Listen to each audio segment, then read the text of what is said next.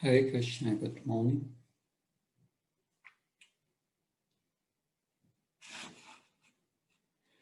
Makam karoti vachalam, pankum langhayate yat kipatadam vante sigurum dina tarinam. Omajana timandasya shansna shlaka sakshvan militam yena tasmai shri gurave namah.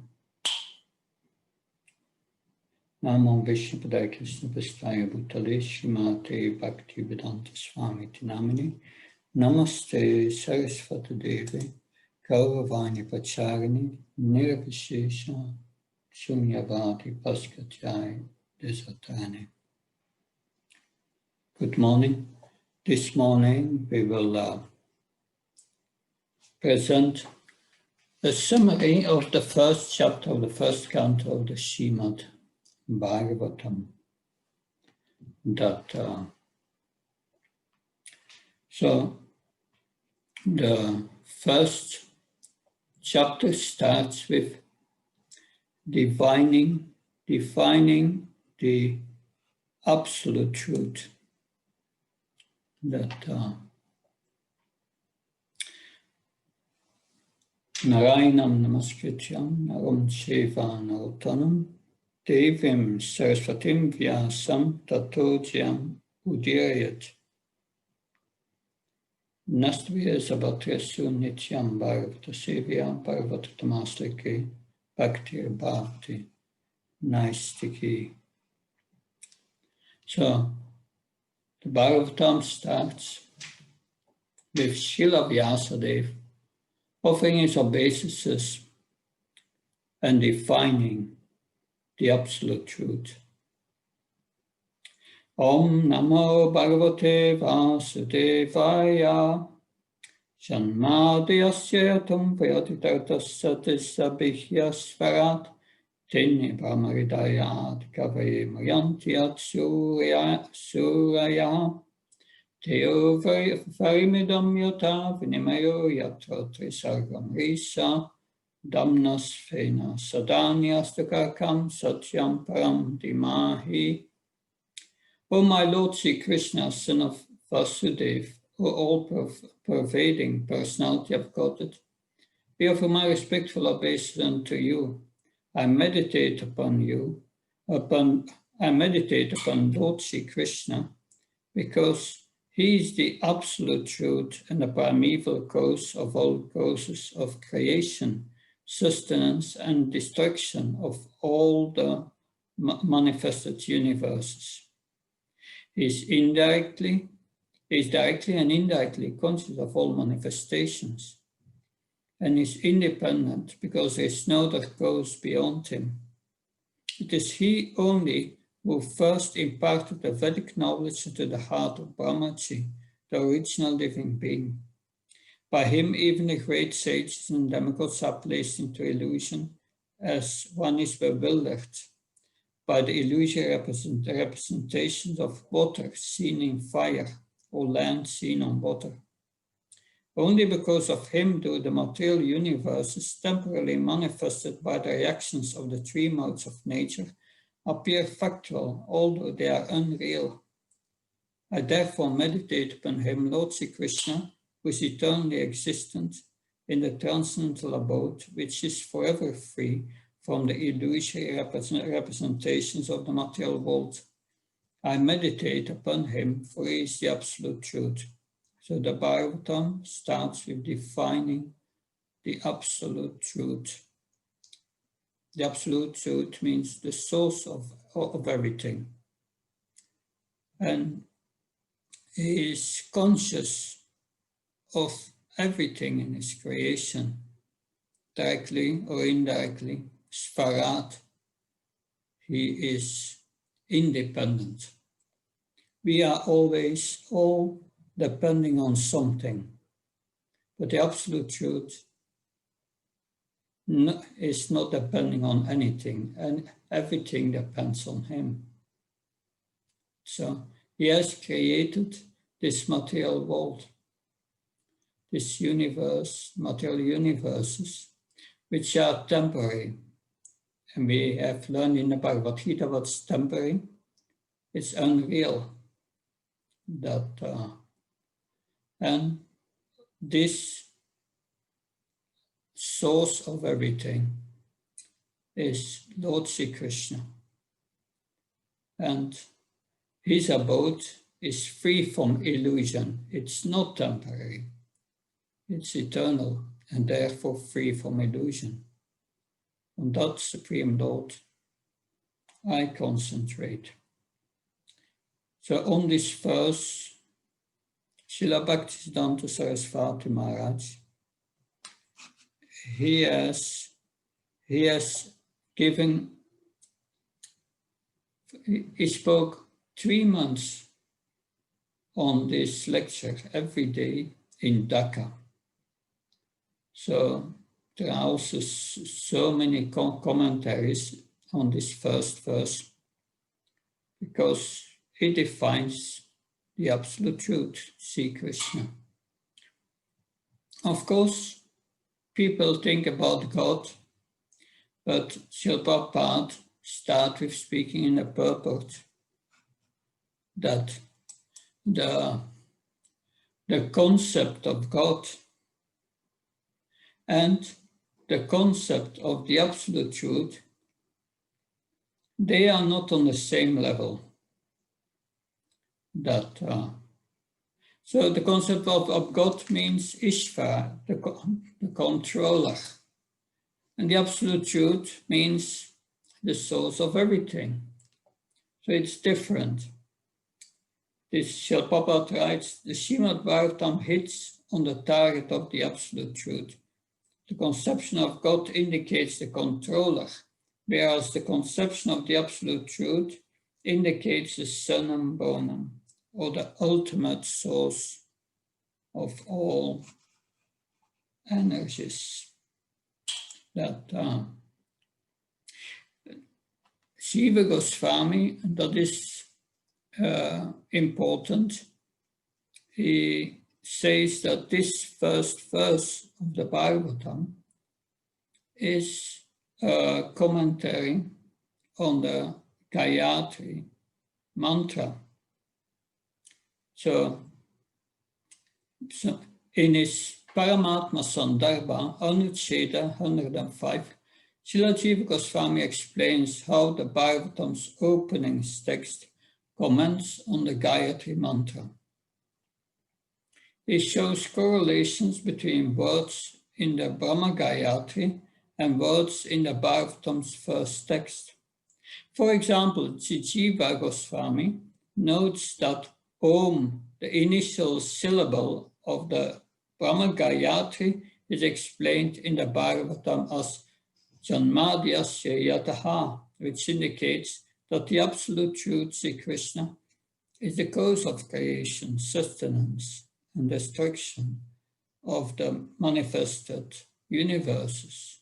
Similarly, the Brahma Gayatri's words Bhuvarsva, denoting the lower, middle, and upper planetary systems, are explained in the Bhagavatam's text as Yatra Trisargam Risa, words that also refer to the material universes.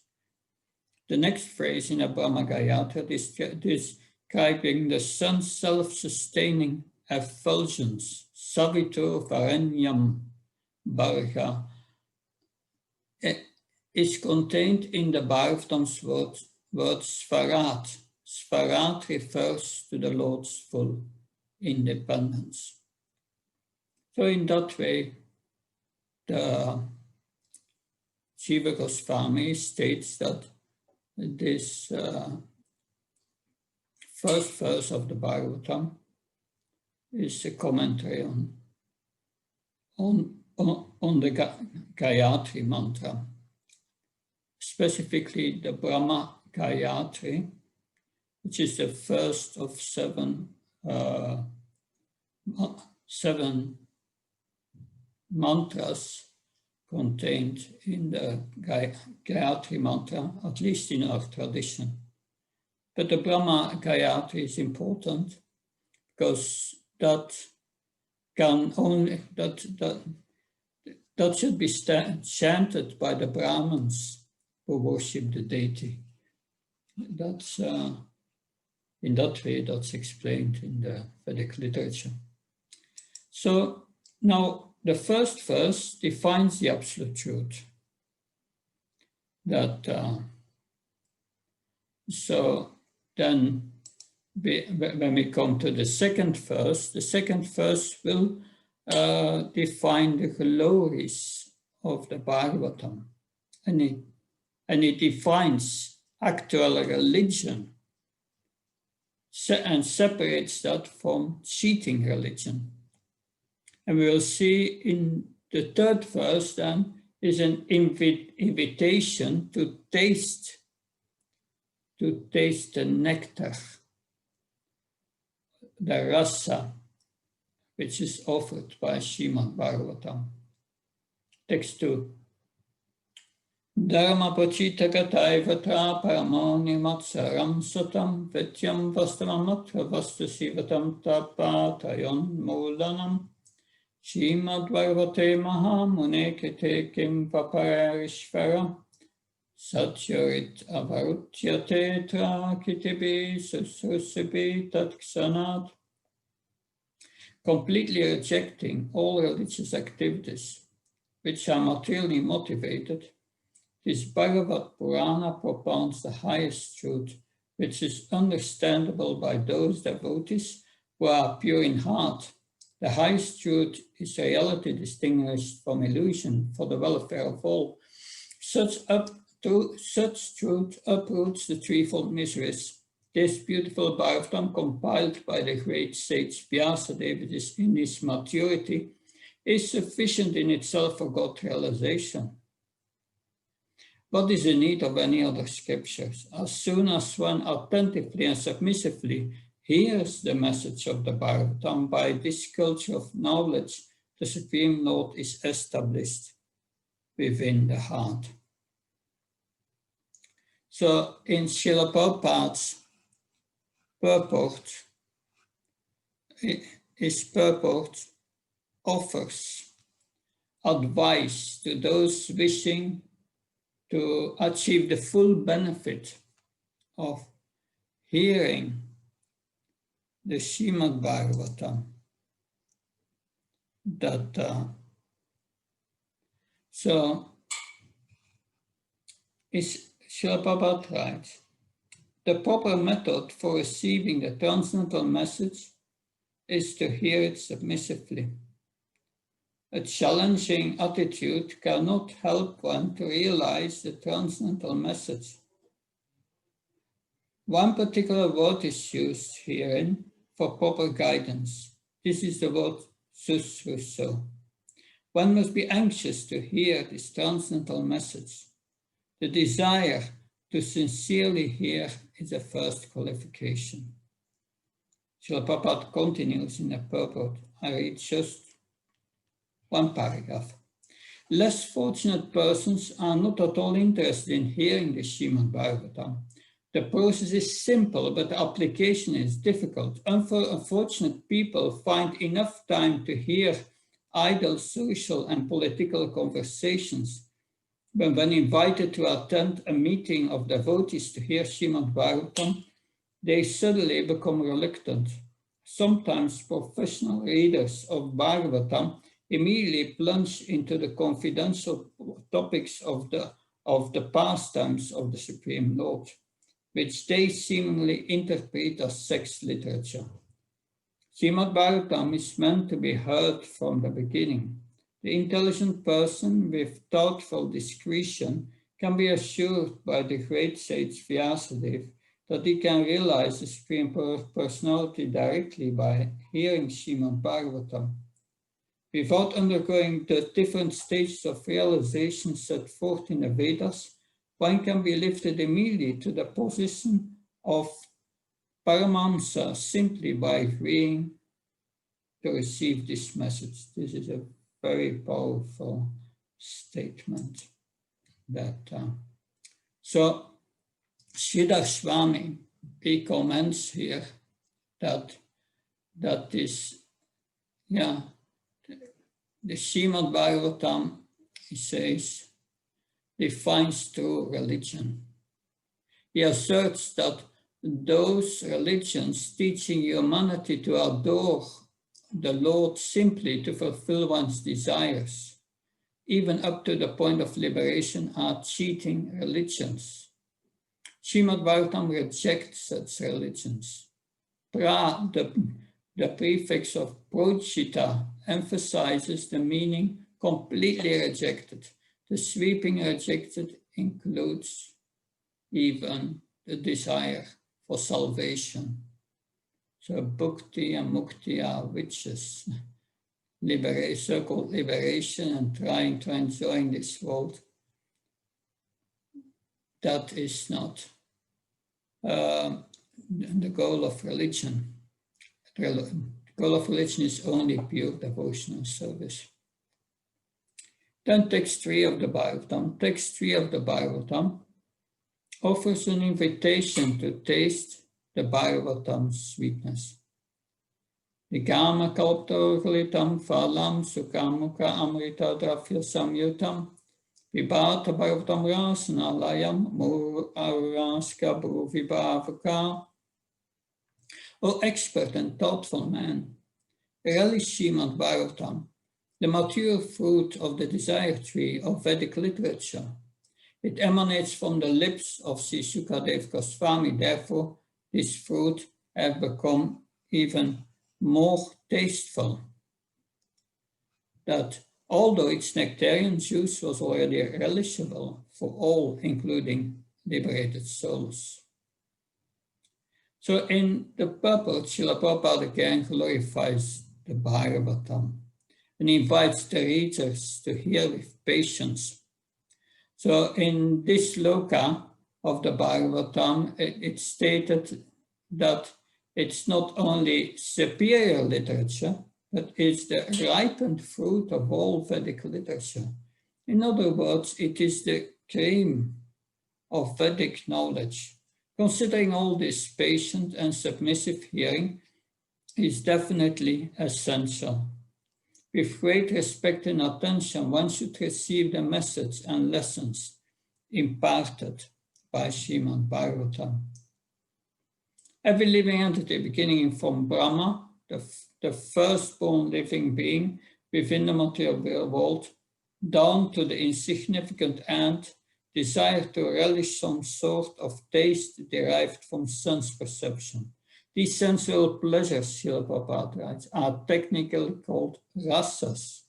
The sum total of all these rasas is called affection of love. In this sloka, it is definitely stated that spiritual rasa, which is relished even in the liberated state, can be experienced in the literature of Srimad Bhagavatam due to its being the ripened fruit of all Vedic knowledge. By submissively hearing this transcendental literature, one can attain the full pleasure of his heart's desire. So, Srila Prabhupada writes further, the subject matter is so presented through the lips of Sri Sukadeva Goswami that any sincere listener that hears submissively can at once relish transcendental tastes which are distinct from the perverted taste of the material world.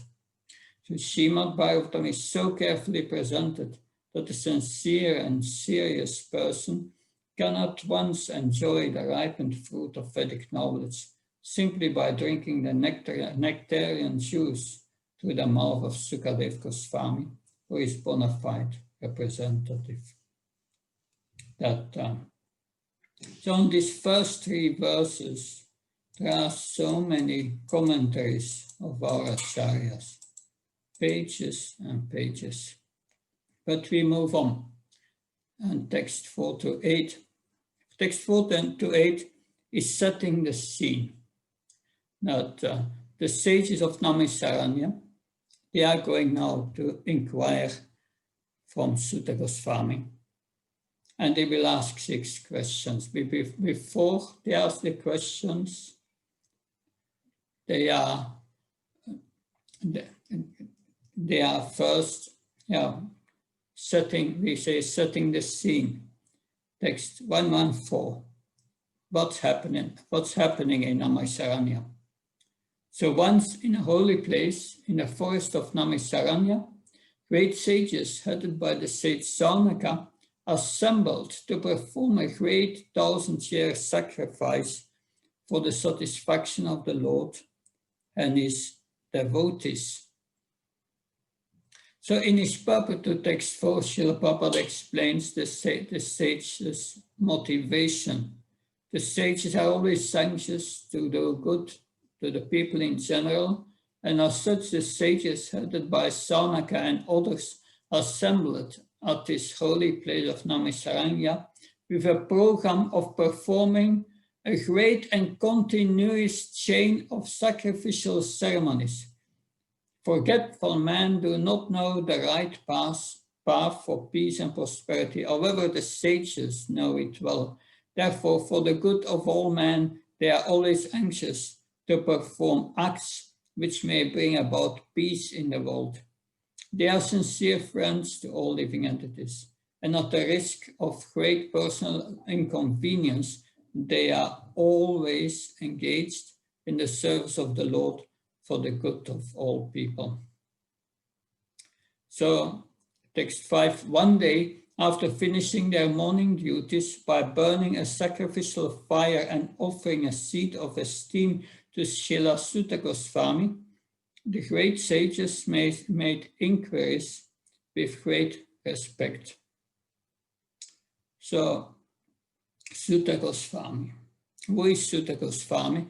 He is the son of Ramaharshan Sutta, who was the most revered sage at Naimisaranya. He sat on the bank of the Ganges and listened as Maharaj Pariksit heard the Srimad Bhagavatam from Sukadev Goswami. So Sutta mentions the disciplic succession from which he had heard this knowledge in Bhagavatam 12:30-19. He says, there I meditate upon that pure and spotless supreme absolute truth, who is free from all from suffering and death, and who in the beginning personally revealed this incomparable torchlight of knowledge to Brahma. Brahma then spoke it to Narada, who narrated it to Krishna, Dvaipajana Vyas, and Srila Vyas revealed this Bhagavatam to the greatest of sages, Sukadev Goswami. And Sukadev Goswami mercifully spoke it to Maharaj Pariksit. So Sutta's father was Ramaharshan, and he was killed by Lord Balaram after failing to stand when Lord Balaram entered the arena at Naimisaranya, where Ramaharshan was reciting the Puranas. So the speaker at the sacred function is usually not required to stand up when guests arrives, but the guest was in this case Balaram, the Supreme Personality of Godhead. Thus Ramaharshan, while occupying a position reserved for the learned, acted proudly against the spirit of true knowledge. So that Sutta Goswami was not from a Brahmin family, he was from a mixed caste. And that's interesting. He was selected to speak the Bhagavatam. He was selected to speak on the Vedas. So that means that being born in a Brahmin family is not the qualification to speak on the Bhagavatam. And we see that also Lord Chaitanya, that he made Haridas Thakur the Namacharya for the chanting of the holy name. He was from a Muslim family. He spoke the high topics of rasa to Ramananda Roy, who was from a kind of Sudra caste, that then and he spread, he did so many, he spread the movement practically through the 6 Goswamis, and Rupa and Sanatan Goswami were so-called rejected Brahmins. So what is the qualification? It's not birth. That's interesting. Then Saunaka continues. Saunaka is the head or the most senior and most learned of the whole assembly, and he is first going to clarify the speaker, and that's a tradition. We honor the speaker, we offer him a garland or sweet words. So Saunaka says, and because you are submissive, your spiritual master have endowed you with all the favors bestowed upon a gentle disciple. Therefore you can tell us all that you have scientifically learned from them. So that's the qualification to speak on the Bhagavatam. It's mentioned here that being submissive to the spiritual master, and then one gets all the blessings. Therefore, you can tell us that you have scientifically learned from them, he says. So the sages are respecting the Suta's preeminence. They request him to enlighten them with knowledge he heard from his spiritual masters. Now Saunaka is speaking for the sages, is speaking for all of them. And he will ask Sutta Goswami 6 questions. And the first question is that please explain us in an easily understanding way what you have ascertained as the absolute and ultimate good, or the shreyas for the people in general. So the sages, they did their sacrifices for the people in general because they saw Kali Yuga is coming, and that's a problem. Kali Yuga is coming, and therefore they were well-wishers. They wanted the good for all the people, but here Saunaka is saying the ultimate good, the shreyas. Most people, they are not interested in the shreyas. They are interested in the prayas. Prayas mean the immediate good. They want sense gratification, enjoyment, immediate good. But the ultimate good is going back to God. And that's the shreyas.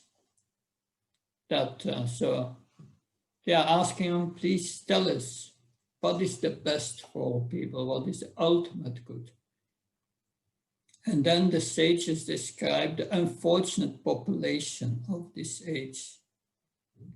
That he says, O learned one, in this age of Kali, men have but short lives. They are quarrelsome, lazy, misguided, unlucky, and above all, always disturbed. So they need a lot of mercy. Yes. So there are many varieties of scriptures. They continue, and in all of them there are so many prescribed duties which can be learned only after many years of study in various divisions. Therefore, sage, please select the essence of all these scriptures and explain it for the good of all living beings, that by such instruction their hearts may be fully satisfied. So that's their second question. What is the essence of all the scriptures? That of course, we know the 6 Goswamis, Nana Shastra Vicharana Kanipana Sadharma Samstapakam Lokanamitakarino Tribhuvane Anye Saranyakaram. So they studied all the revealed scriptures and took the essence out of it. And essence is all instructions of devotional service. And this instruction of devotional service we find also here in the Srimad Bhagavatam, which is the natural commentary of the Vedanta Sutra. So that's the second question. Then the third question they ask. All blessings upon you, O Sutta Goswami. You know for what purpose the personality of Godhead appeared in the womb of Devaki as a son of Vasudeva. So Saunaka is asking here, for what purpose did the personality of Godhead appear? Why did he appear? And he continues. And then the fourth question. Saunaka says, O Sutta Goswami, we are here to hear about the personality of Godhead and his incarnations.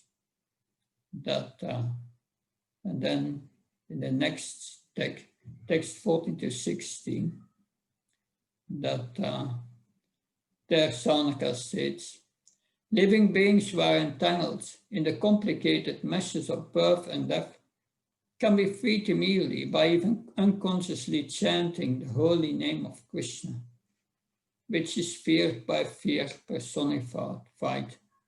O Sutta, those great sages who have completely taken shelter of the lotus feet of the Lord cannot once sanctify those who come in touch with them, whereas the waters of the Ganges can sanctify only after a prolonged use. So who is there who is there delivering deliverance? Who is there desiring deliverance from the vices of the age of quarrel? Who is not willing to hear the virtuous, glorious of the Lord? So, in the purport to text 14, Srila Prabhupada writes, this indicates that the name of Krishna is non-different from Krishna. Therefore, the name of Krishna is as powerful as Lord Krishna himself. There is no difference at all. Anyone, therefore, can take advantage of the holy names of Lord Sri Krishna, even in the midst of greatest dangers. The transcendental name of Krishna, even though uttered unconsciously or by force of circumstances, can help one obtain freedom from the hurdle of birth and death. Now, Sutta Goswami, in text 15 here, he glorifies the effect of association with pure devotees. It's an indirect glorification of Krishna, because it is he who empowers the devotees with the astounding potency to immediately purify others. Whereas the Ganges can sanctify only after prolonged use. Srila Vishwanath Chakravarti Thakur comments that even seeing the Ganges can purify one. But by simply remembering a devotee, he becomes sanctified. A devotee is superior to the Ganges. Interesting. That's Vishvanatha that. So in his purport to Bhagavatam 1.1.16, Srila Prabhupada offers a very practical direction, which I want to share with you.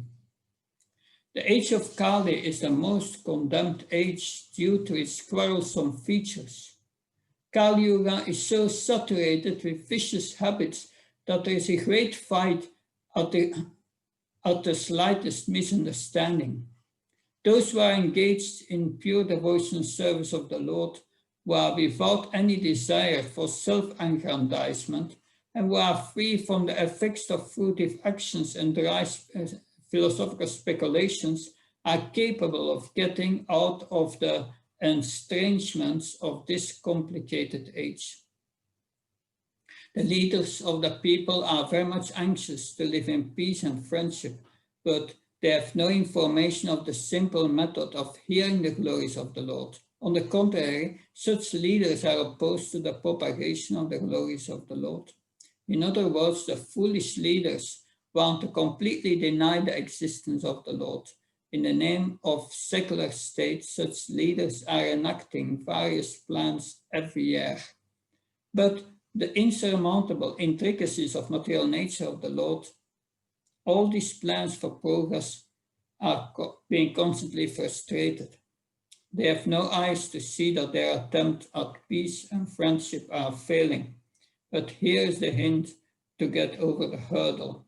If we want actual peace, we must open the road to understanding the Supreme Lord Krishna, and glorify him for his virtuous activities as they are depicted in the page of the Bhagavatam. Now, question 4 and 5. Saunaka Rishi continues. He says, his transcendental acts are magnificent and gracious, and great learned sages like Narada sing of them. Please therefore speak to us who are eager to hear about adventures he performs in his various incarnations. O wise Sutta, please narrate to us the transcendental pastimes of the Supreme Godhead's multi-incarnations. Such auspicious adventures and pastimes of the Lord, the Supreme Controller, are performed by his internal powers. So the answer to this question we will find in the 3rd chapter of this canto. And now the last question, text 6. So Saunaka continues to glorify hearing about Krishna.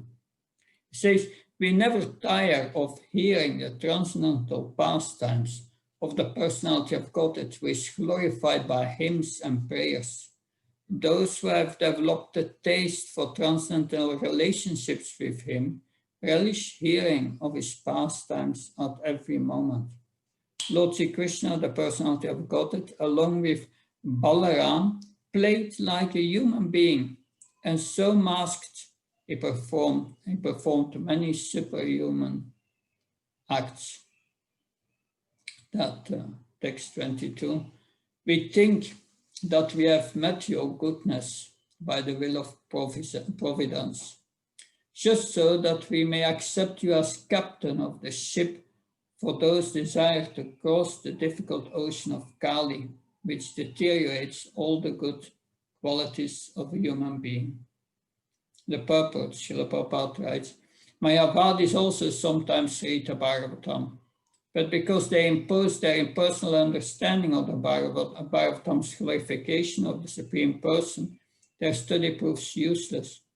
When both speaker and hearer are qualified, however, as were Sutta Goswami and the Naima Saranya sages, speaking and hearing the Bhagavatam is immensely beneficial. Now, I selected from the purports 21 and 22 the most significant paragraphs or parts of paragraphs Srila Prabhupada says, by the example of these sages, one should learn that regular hearing and recitation of the Bhagavatam is the only way for self-realization.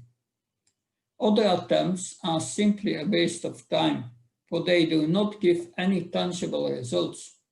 Lord Sri Chaitanya Mahaprabhu preached this system of Bhagavad Dharma, and he recommended that all those who were born in India should take the responsibility of broadcasting the message of Lord Sri Krishna, primarily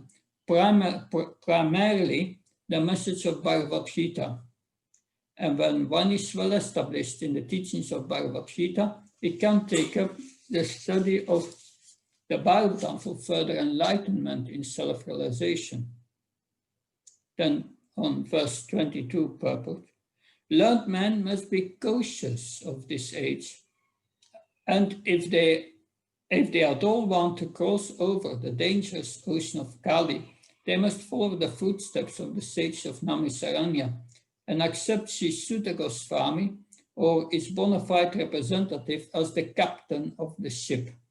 The ship is the message of Lord Sri Krishna in the shape of Bhagavad Gita and Srimad Bhagavatam. So we have to board the ship and stay on board. And then the last verse of this chapter. And also the last question, the sixth question, posed by Sonaka Rishi to Sutta Goswami, says, since Sri Krishna, the Absolute Truth, the master of all mystic powers, has departed for his own abode, please tell us to whom the religious principles have now gone for shelter. They say Krishna has left the planet. So where should we now take shelter? So by that, the first chapter ends. Now I will go quickly again over the 6 questions. And I will already indicate where we will find the answer. Question 1. That was the question about the Shreyas, the ultimate good for all the people. The answer will be Savaipum Saparodamo Yato Bhaktiradokshe Ahait Kapatiyata Yayatma Su Prasidati. So this verse is a definition of pure devotional service.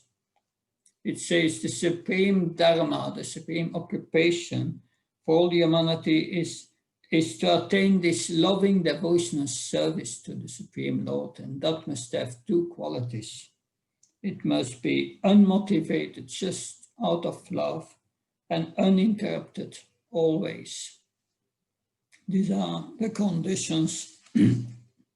And then question 2 was, there are many varieties of scriptures. Therefore, O sage, please select the essence of these scriptures and explain it for the good of all living beings by such instructions that their heart may be fully satisfied. Sutta Goswami, he answers it in 127. He says, Vasudevi Bhagavati Bhaktayoga Payochita Yanyat Yasiparyam Hyanam Sayat Ahaitukam. By rendering devotional service unto the Supreme Personality of Godhead, Krishna, one immediately acquires causeless knowledge and detachment from the world. So first you get knowledge, and that knowledge gives you detachment. Also, because we may not forget the Bhagavatam is a further study of the Bhagavad Gita. Krishna says in 4.10 Bhagavad Gita, Vita Raga Vayakoda Manmaya Mamapashita Bova Gana Tapasa Buddhamat Bhavam Agita. Many great sages in the past have become freed from attachment, fear, and anger because they became purified by knowledge. By that purification, they became detached, and then they they develop love for Krishna.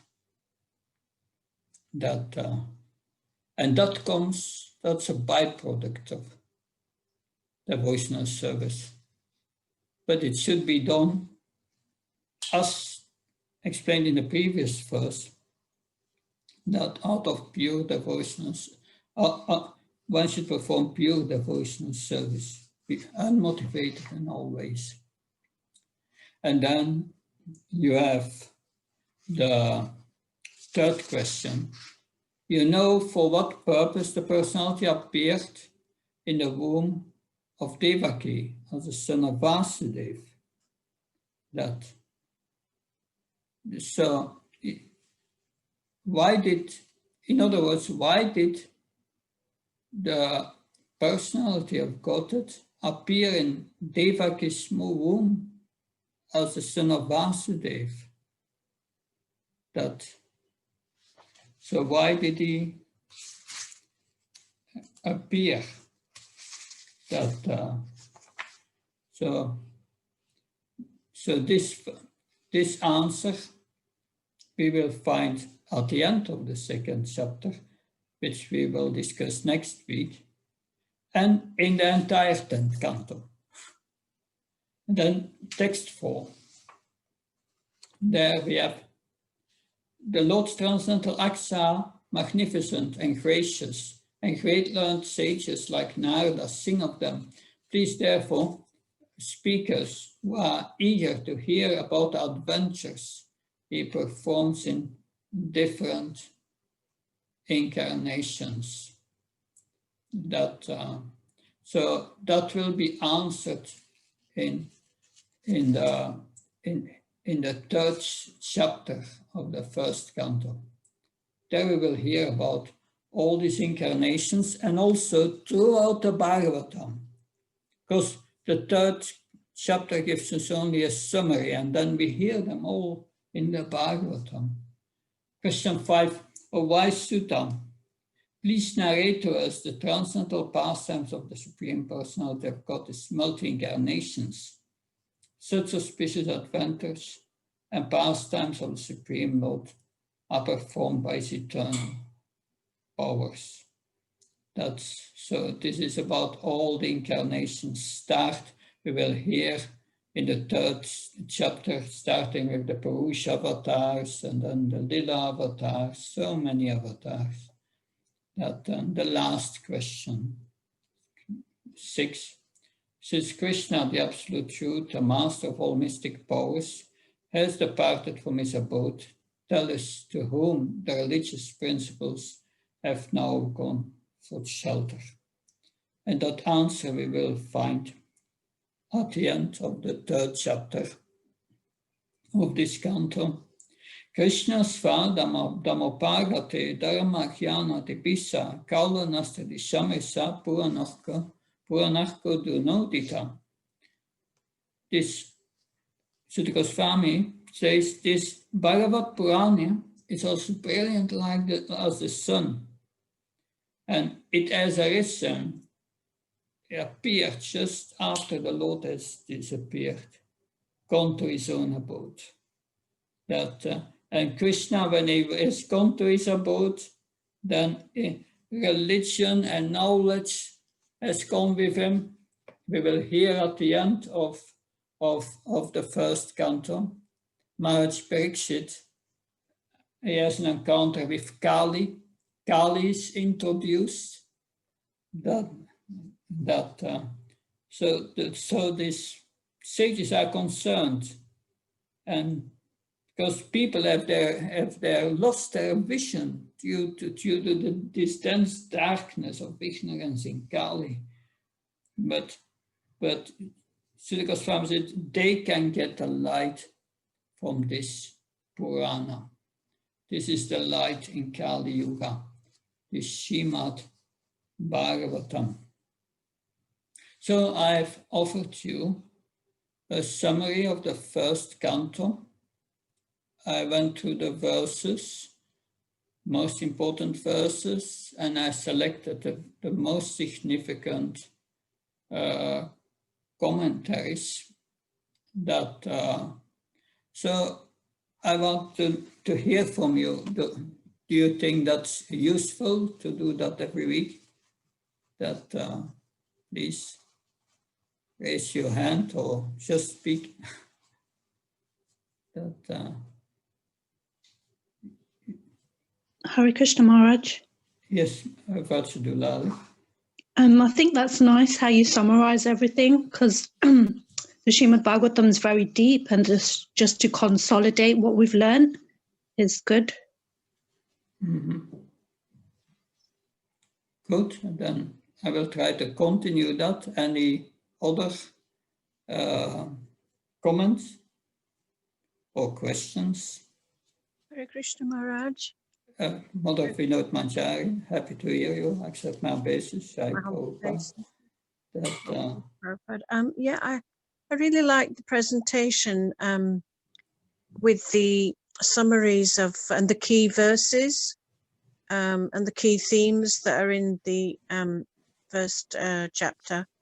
I just wondered if that could be made as a reference to some kind of handout or a PDF or anything like that. Okay, and so for next chapter I will prepare.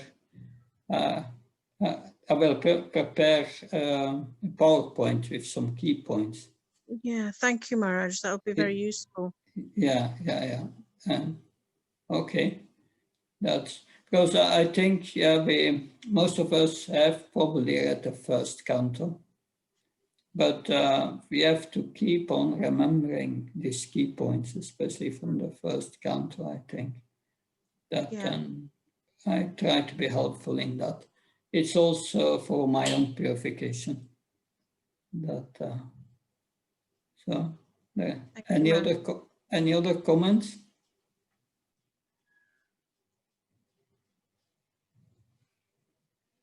Good. Then I'm looking forward to see you next week online for the second chapter of the first canto, which is a summary of the Bhagavatam. It's a summary of the spiritual techniques, I would say, and that's essential points. And this second chapter, we can say the rest of the Bhagavatam expands from that. And why is that? We will see in later cantos, even up to the 9th canto, 10th canto, Srila Prabhupada is referring to verses of this second chapter. So that's an important one. So I look forward to have you online next week. Thank you very much.